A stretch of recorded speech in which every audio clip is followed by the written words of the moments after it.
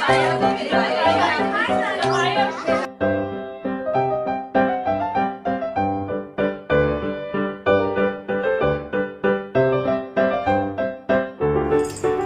Kids, welcome back.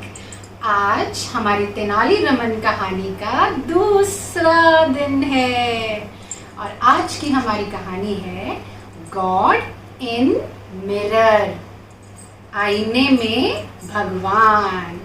एक दिन हमारे तेनाली रमन और कृष्ण देव राया आपस में साथ बैठकर बातें कर रहे थे। अब तेनाली रमन ने बातों ही बातों में कृष्ण देव राया से कहा कि क्या आपको मालूम है कि जब भी लोगों को मौका मिलता है वो झूठ जरूर बोलते हैं। कृष्ण देव राया ने कहा, नहीं तेनाली, मैं तुम्हारी बात नहीं मानता। मुझे लगता है झूठ लोग तभी बोलते हैं जब उन पर कोई ऐसी सिचुएशन आती है या ऐसा कोई मौका होता है जहां जरूरत पड़ने पर वो झूठ बोलते हैं। तेनाली ने कहा, नहीं, मैं नहीं मानता। मेरा मानना है कि कभी ना कभी सब ने झूठ जरूर बोला है। कृष्णदेव राया ने कहा, अरे ऐसे कैसे तेनाली, मैं एक राजा हूँ, मेरी बात मानो, मैंने कभी झूठ नहीं बोला। तेनाली ने कहा, ठीक है, अगर आप मेरी बात नहीं मानते हैं तो ऐसा कीजिए, मुझे कुछ समय दीजिए और मैं अपनी बात को सिद्ध कर कर दिखाऊंगा। मैं आपको प्रूव कर दूंगा कि जब मौका मिले हर इंसान झूठ जरूर बोलता है। ठीक है, कृष्णदेव राया ने कहा, ठीक है, सिद्ध करो, प्रूव करो। तेनाली ने कहा, ठीक है, आप मुझे 1000 गोल्ड कॉइन्स दीजिए, सोने की मुद्राएं, और 1 साल का समय दीजिए। और इस 1 साल के समय में मैं पूरी तैयारी करके आपको प्रूव करूंगा कि लोग झूठ बोलते हैं। और अगले 1 साल तक हमारे तेनाली रमन कोर्ट में नहीं आए, दरबार में नहीं आए, ना कृष्णदेव राया से मिले और ना ही किसी मंत्री से मिले। इस समय उन्होंने क्या किया पता है आपको? उन्होंने एक बड़ा सा महल सा, शानदार सा घर बनवाया अपने लिए तेनाली रमन ने। और उसके एक कमरे में, घर के बड़े से कमरे में, उन्होंने वॉल पर बड़ा सा एक मिरर लगवाया और बाकी बची हुई वॉल्स पर बड़ी खूबसूरत सी सुंदर सुंदर पेंटिंग्स। और फिर तेनाली रमन ने ऋषि का रूप धारण किया और दरबार में जा पहुंचे। तेनाली ने कृष्णदेव राया से कहा, कृष्णदेव राया ने तो उन्हें पहचाना नहीं क्योंकि वो तो ऋषि बनकर आए थे। तो वहां जाकर उन्होंने कहा, महाराज, मैं एक ऋषि हूँ और मेरा एक बहुत बड़ा महल सा सुंदर घर है। मैंने वहां पर बैठ करके भगवान की कई सालों तक पूजा करी और मुझसे प्रसन्न होकर के भगवान उस कमरे में जिसमें मैं प्रेयर करता था, वहां लगे मिरर में रोज दर्शन देने आते हैं।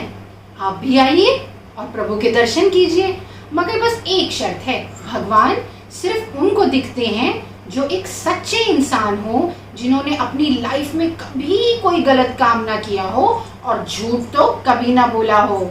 कृष्णदेव राया ने कहा, ठीक है महाराज, आप जाइए, हम जरूर आएंगे।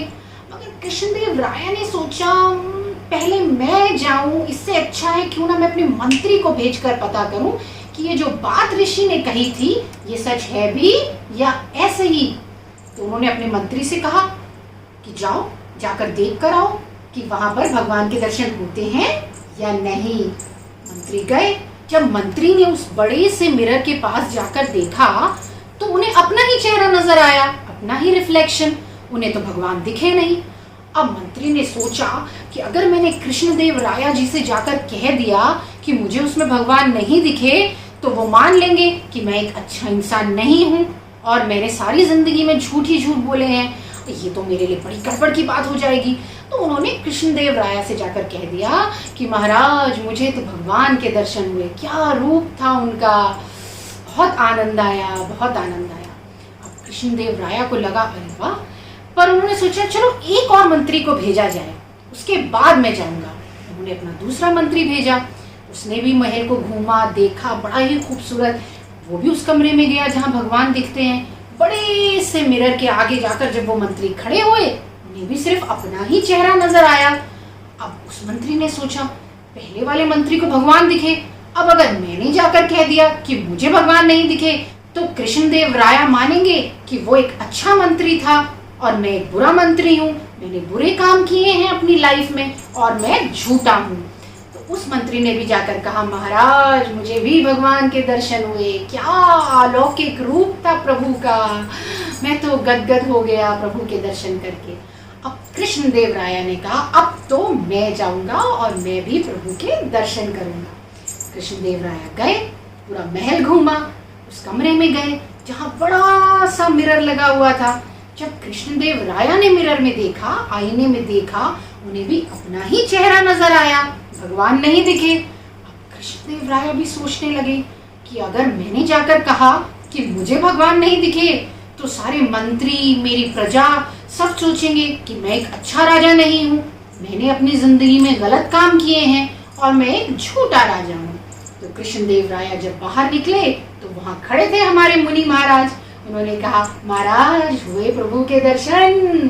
कृष्णदेव राया ने कहा, वाह वाह मुनिवर वाह, भगवान के ऐसे रूप, ऐसा दर्शन, मेरी तो जिंदगी सफल हो गई आपकी वजह से। मुनि महाराज ने फिर पूछा, आपको सचमुच प्रभु नजर आए? अरे हाँ हाँ महाराज, आपकी वजह से प्रभु के दर्शन हुए मुझे। मैं एक बार फिर पूछता हूँ आपसे, क्या कृष्णदेव राया आपको प्रभु नजर आए?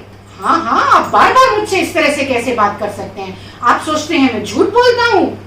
बस इतना कहने की देर थी, हमारे तेनाली रमन ने अपनी दाढ़ी वाड़ी गमछा वमछा हटाया और बोला, महाराज मैं हूँ तेनाली रमन, मैंने कहा था ना आपसे कि सब लोग झूठ बोलते हैं और मौका मिलने पर चूकते नहीं हैं। आपको अंदर भगवान नजर नहीं आए, फिर भी आपने झूठ बोला है ना। कृष्णदेव राया को बड़े ही बुरा लगा, बड़ी ही शर्मिंदगी महसूस हुई कि एक राजा होकर के, एक महाराजा होकर के उन्होंने झूठ बोला। तेनाली ने कहा, महाराज आपके मंत्री और आप दोनों ही झूठे निकले। कृष्णदेव राया ने तेनाली से माफी मांगी और कहा, आज के बाद मैं कभी झूठ नहीं बोलूंगा। प्यारे बच्चों, आपको भी झूठ नहीं बोलना चाहिए। झूठ बोलना बुरी बात होती है और झूठ कभी ना कभी पकड़ा जाता है, जैसे विजयनगर के महाराज कृष्णदेव राया का पकड़ा गया और उन्हें तेनाली के आगे शर्मिंदा होना पड़ा। तो झूठ नहीं बोलना चाहिए। ये कहानी अगर आपको अच्छी लगी हो तो लाइक का बटन प्रेस करें और अगर आप भूल गए हैं मेरे चैनल को सब्सक्राइब करना तो सब्सक्राइब कीजिए, मम्मी या पापा की हेल्प लीजिए और बेल आइकन जरूर दबाइएगा ताकि फिर जब मेरी नई कहानी आए तो मुझे आपको बताना ना पड़े, आपको खुद ही पता चल जाए। बाय।